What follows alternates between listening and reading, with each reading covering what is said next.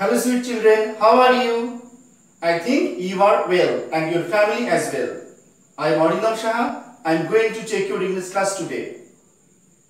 You know your second term is coming. So you will take out your English book Wings Part 2. Before we start, I want to tell you one thing. You know, pandemic is going on.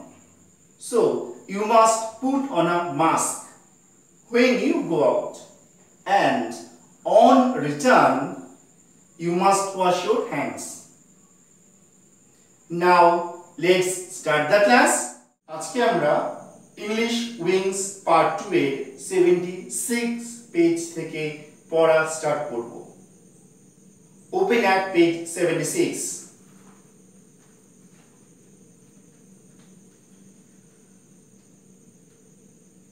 76 পেজে দেখো একটা passage দিয়েছে, প্যাসেজটাকে ভালো করে পড়তে হবে।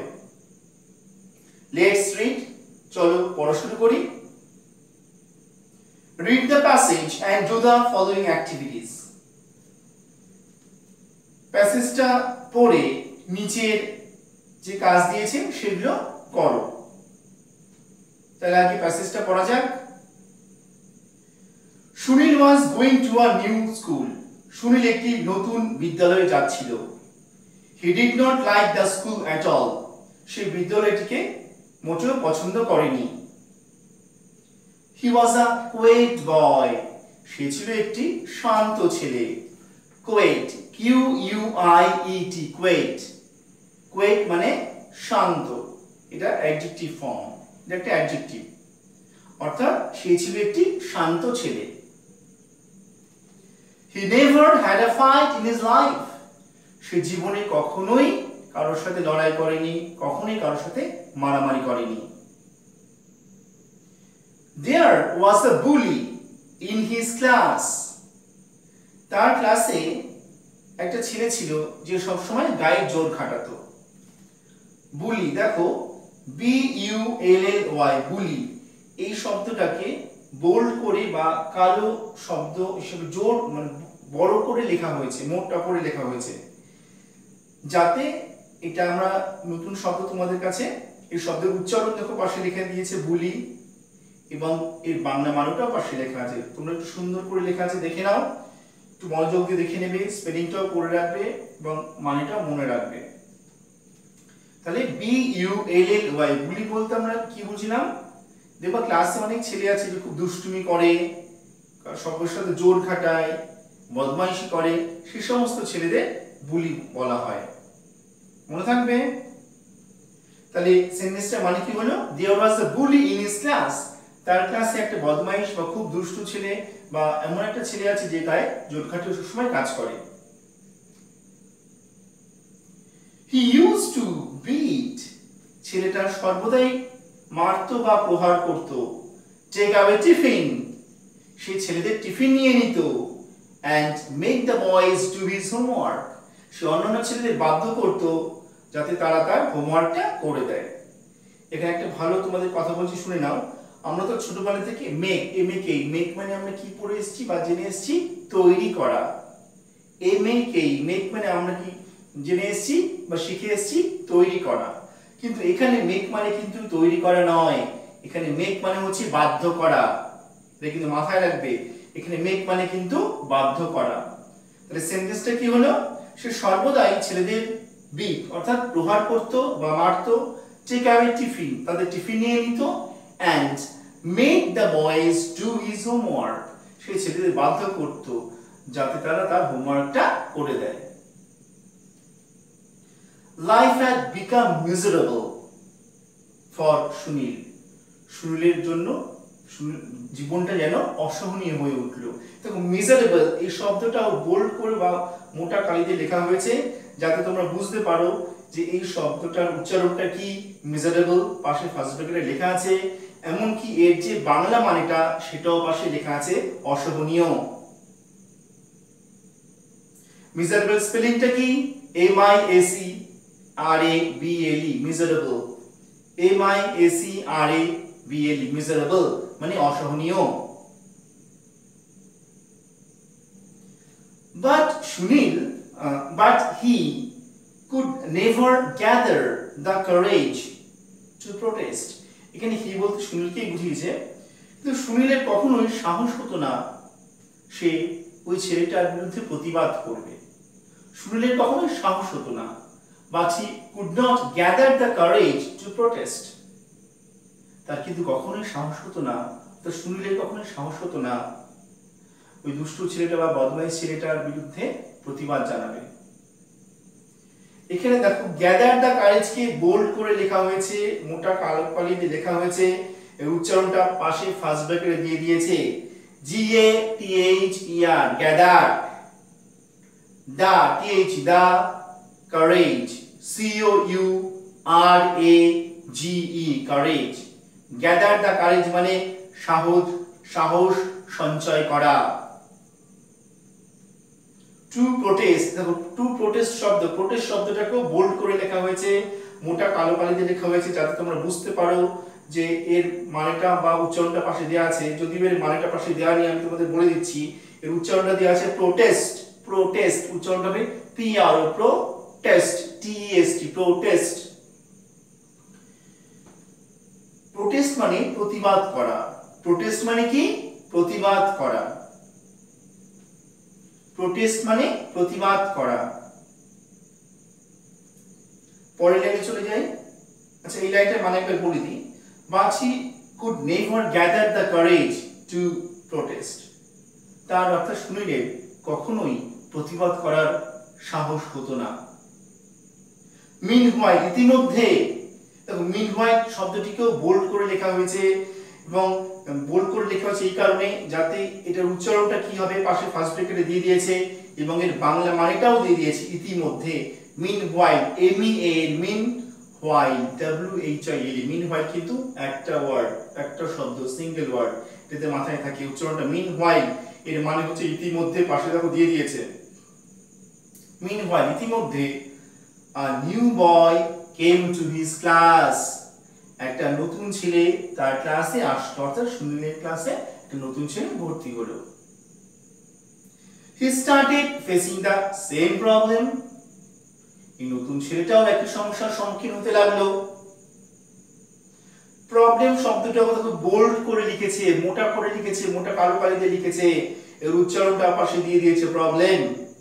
প্রবলেমের বাংলা মানেটা এখানে দেওয়া নেই, তোমরা সবাই জানো, আমরা সবাই জানি যে প্রবলেম মানে সমস্যা।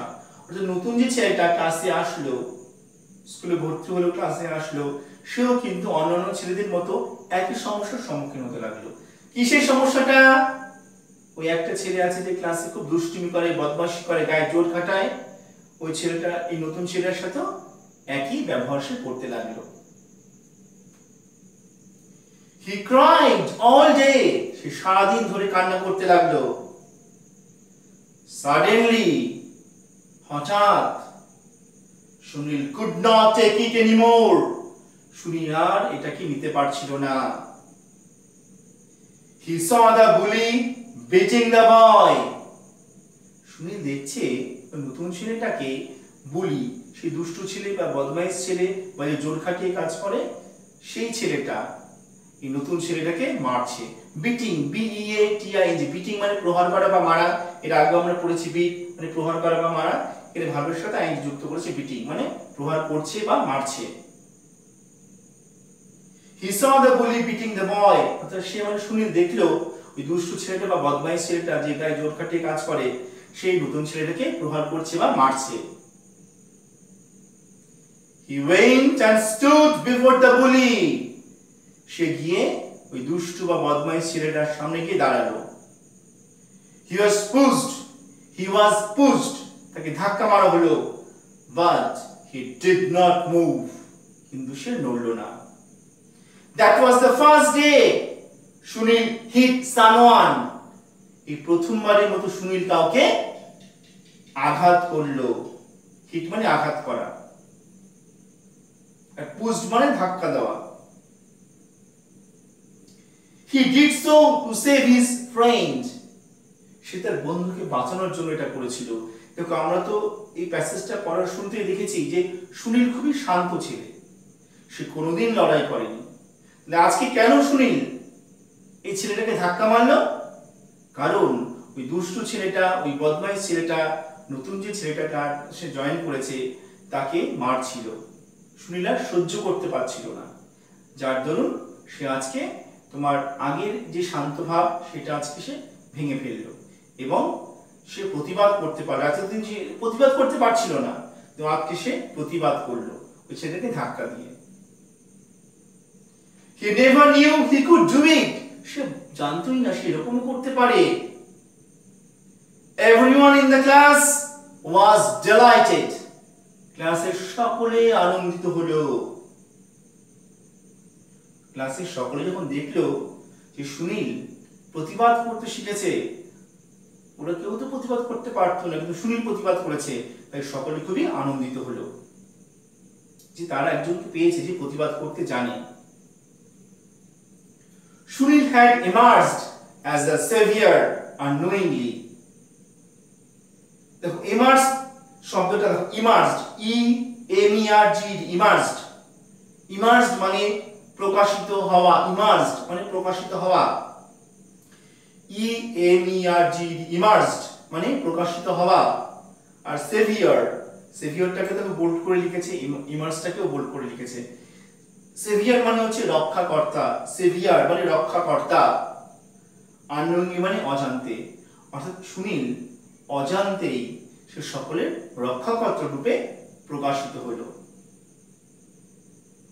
এই গল্পটা থেকে আমরা একটা জিনিস শিখলাম, কিন্তু এই প্যাসেজটা শেষ হলো, একটা জিনিস কি শিখতে পারলাম, যে আমাদের অন্যায়ের বিরুদ্ধে প্রতিবাদ করা উচিত। চুপ করে বসে থাকলে সে কিন্তু অন্যায় করতেই থাকবে।